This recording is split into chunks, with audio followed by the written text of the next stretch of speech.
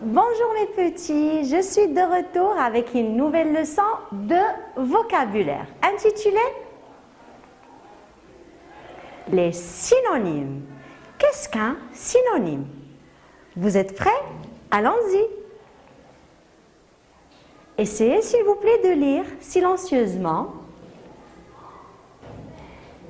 C'est fait? Très bien. Analysez les mots soulignés. Allez. C'est fait? Très bien. Donc, je lis. Inscrivez la date en haut de la page. D'accord? La maîtresse qui parle. Ça y est, j'ai marqué la date en haut de la page. Le garçon, ou bien l'élève, ou bien l'apprenant. Moi aussi, j'ai écrit la date. Voilà, que remarquez-vous? Oui, les mots soulignés. Inscrivez, marquez, écrit. Qu'est-ce qu'on a fait là? On a essayé de changer, ou bien de remplacer, ou bien de changer aussi, le verbe inscrivez avec un autre verbe qui veut dire la même chose. Inscrivez, marquez ou bien écrit. Donc, on peut dire, on appelle ces mots des synonymes. Ce sont des synonymes. Donc, on va dire, dans des phrases, on peut remplacer certains mots par d'autres qui ont un sens très proche, d'accord? Qui ont un sens très proche. On les appelle tout simplement des synonymes.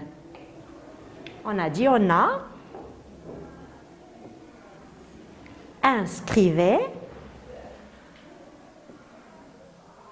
marqué, écrit.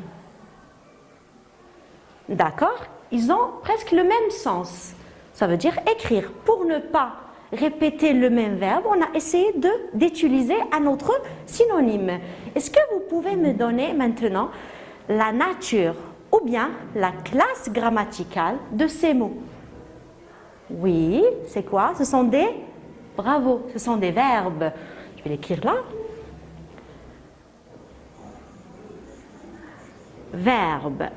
La classe grammaticale, bon, je vais faire nature.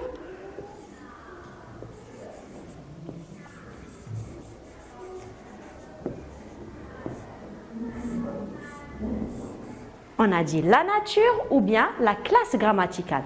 Donc, ce sont des verbes. Que remarquez-vous?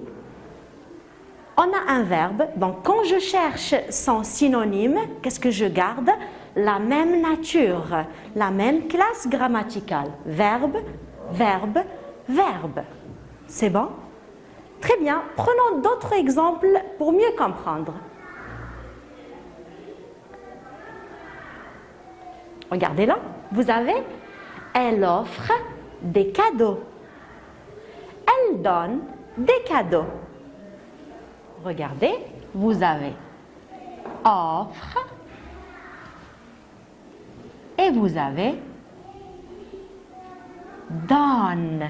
Ça veut dire la même chose ou bien presque la même chose. Offrir des cadeaux ou bien donner des cadeaux. Deuxième exemple. Il habite dans une villa. Il habite dans un pavillon. Et vous avez villa avec pavillon. Synonyme. D'accord? On passe. Regardez. Mets le vase sur la table. Pose le vase sur la table. Et vous avez mais synonyme pose. Regardez, pour dire la même chose. À la fin, on a il fait des photos de tout ce qu'il voit. Il photographie tout ce qu'il voit. Donc, vous avez faire des photos, ou bien on peut dire photographie. D'accord? Très très bien. Donc là, vous avez la classe grammaticale la nature. C'est un là. Offre, donne, verbe. Dans la deuxième, ou bien le deuxième exemple, les deux. Villa, pavillon. Une, c'est, est-ce que c'est un verbe? Non. Très bien, non. Là, vous avez toujours verbe.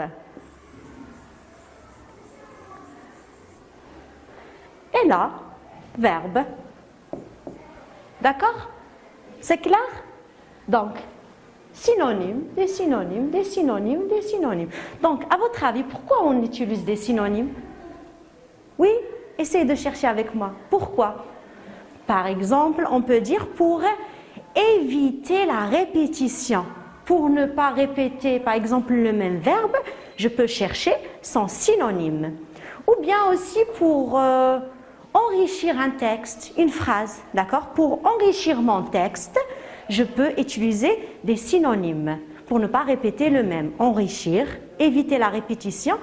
On peut aussi utiliser des synonymes pour, par exemple, expliquer un mot difficile ou bien inconnu. Par exemple, tu veux expliquer un mot à ton ami.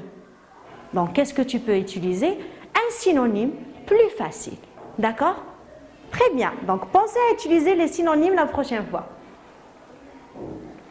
Voilà, c'est tout. Et on va dire récap. Donc, les synonymes sont des mots de sens proche. De sens proche. C'est-à-dire qu'ils veulent dire la même chose ou presque. D'accord? Donc, grâce aux synonymes, qu'est-ce qu'on a dit? On évite de faire des répétitions. Par exemple, pour ne pas dire dans la classe, maîtresse, j'ai terminé l'exercice. Et toute la classe va répéter la même phrase. J'ai terminé, non. Essayez de trouver un synonyme. J'ai fini mon travail. D'accord? Donc, pour éviter des répétitions, d'accord? Et on peut donner des précisions pour préciser l'explication, d'accord? On peut comprendre un mot inconnu. Donc, je répète, grâce aux synonymes, on évite de faire des répétitions, on peut donner des précisions et on peut comprendre un mot inconnu, comment? Grâce aux synonymes. Et là, bien sûr, le dictionnaire, mes petits, le dictionnaire. Le dictionnaire est un excellent outil, d'accord? Je vous ai dit ça là, dans la séance, bon, dans la leçon, la vidéo, on a fait la leçon du dictionnaire, d'accord? Donc, le dictionnaire est un excellent outil pour trouver des synonymes. En général, ils sont indiqués par quoi? Syn. Très bien. Synonyme, c'est l'abréviation. Ou bien vous pouvez trouver égal. Ça veut dire la même chose. D'accord? Donc, s'il vous plaît, mes petits, utilisez le dictionnaire.